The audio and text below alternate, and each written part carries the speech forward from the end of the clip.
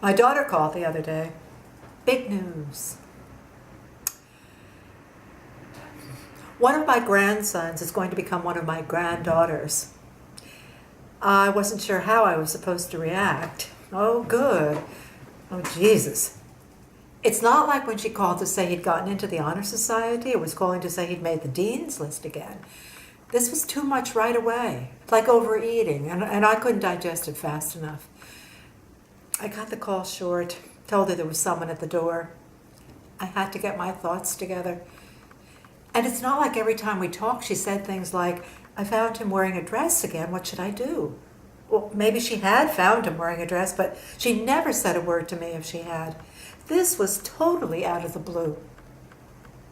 I love my daughter and all and the kids, but she lives where she lives, Seattle, and I live where I live, Cleveland. Not 2 blocks over and a mile down the road. I see her and her husband and the kids once, maybe twice a year. I share them with his family for every other Christmas. Now I'm beginning to think we live in 2 different centuries. The news made me feel old.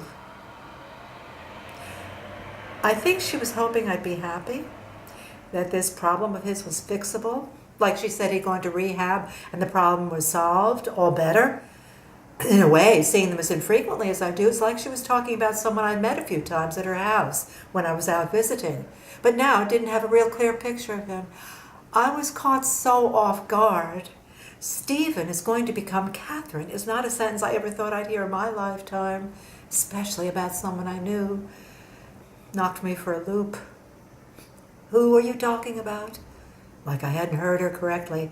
Like she was speaking in a foreign language and I only had an elementary understanding of it, a few simple tourist phrases. How much, or where's the toilet? But not enough for a conversation. Certainly not a conversation like this.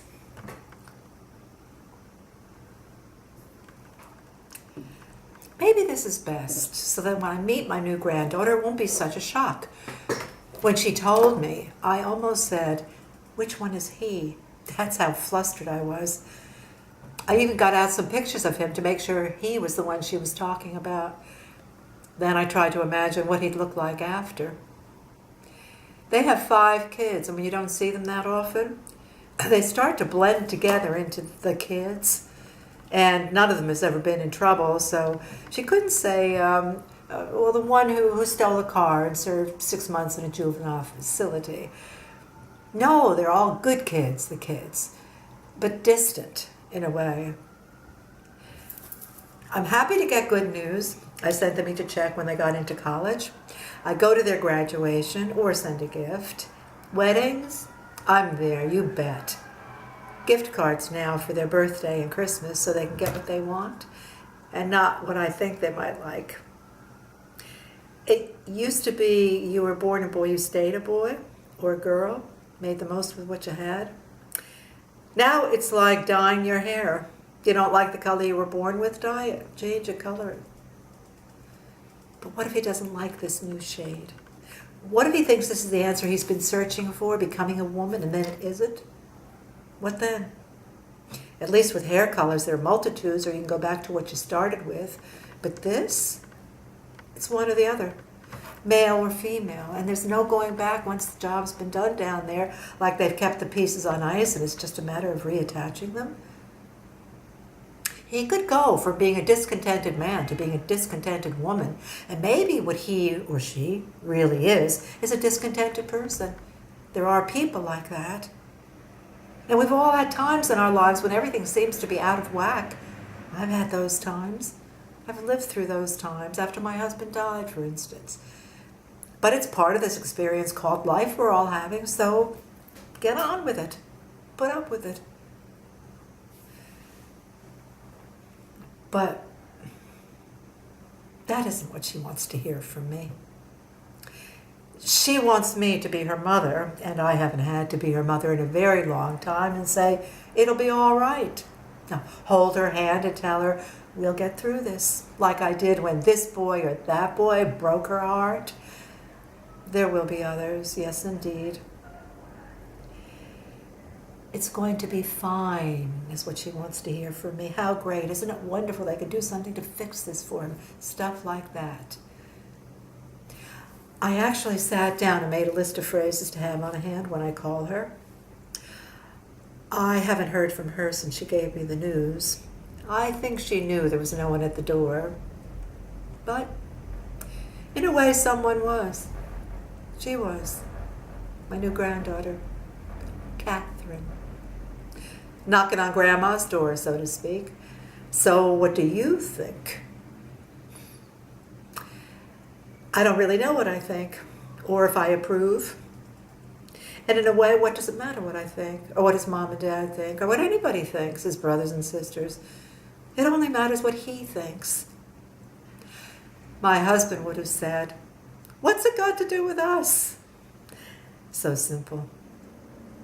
And really, what does it have to do with me?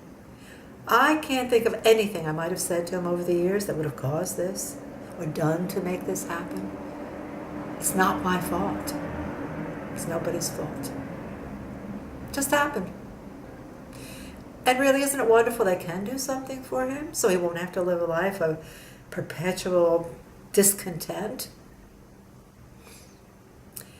I can remember him as a little boy sitting in the middle of the rug in the living room, just bubbling up with happiness and joy. I guess I'd like to see that for him again, just giddy with happiness, beside himself, herself, with joy.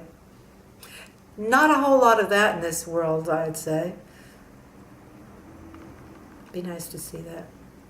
To see someone complete. Shit. Why didn't I have this on the tip of my tongue when she called the other day? I guess I needed someone to hold my hand and say, "It'll be all right. It's okay. Everything's going to be all right. He's always been a sensible kid as far as I can see. I'm sure he must know what he's doing." At least my daughter felt she could call me and let me know and not let me find out at some family gathering. She's given me time to sort things out and isn't calling every day, every hour on the hour so. What do you think? Oh, what? I guess I took my hand in my own hands, became my own mother for a bit.